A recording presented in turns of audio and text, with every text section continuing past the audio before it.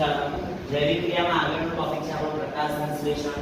પ્રકાશ સંશ્લેષણ જે છે એને ઇંગ્લિશમાં ફોટોસિન્થેસિસ પણ કહેવાય, બરાબર.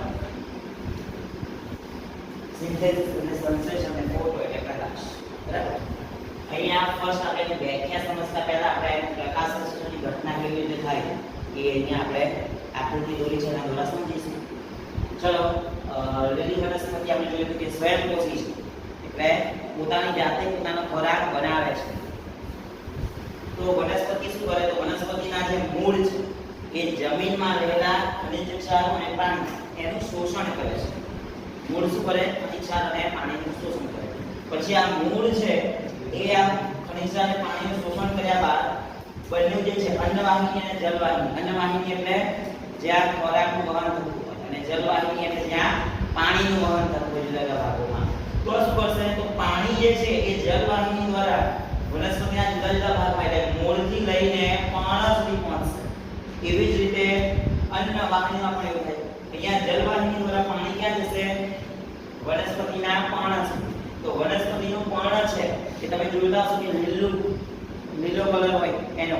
કેમ? કારણ કે એની અંદર જે હરિત દ્રવ્ય છે, હરિત દ્રવ્ય એટલે ક્લોરોફિલ, જેને હરિત કણ પણ કહેવાય. તો એ ક્લોરોફિલ આની અંદર હોય પર્ણની અંદર. તો એ ક્લોરોફિલ શું કરે? તો આની અંદરનો રહેલો ક્લોરોફિલ એ આ સૂર્યમાંથી જેનો પ્રકાશ આવે છે, સૂર્યપ્રકાશ, હવામાં કાર્બન ડાયોક્સાઇડ અને આ ક્લોરોફિલની હાજરીમાં જે આ પાણી છે એ બધાનો ઉપયોગ કરીને જે વનસ્પતિ છે એના પર્ણ દ્વારા શું કરે છે? ગ્લુકોઝનું નિર્માણ કરે છે. એટલે પોતાનો ખોરાક શું કરે છે? તૈયાર કરે છે. સમજણ પડી ગઈ આમાં કે વનસ્પતિના પર્ણમાં શું હોય? ક્લોરોફિલ હોય. અને એ ક્લોરોફિલ શું કરે?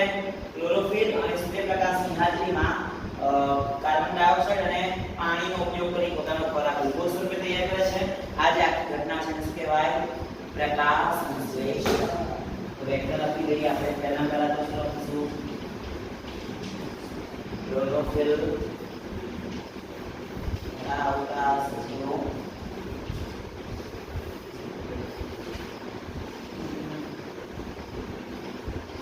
પ્રકાશ, કાર્બન ડાયોક્સાઇડ અને પાણીનો ઉપયોગ કરી પોતાનો ખોરાક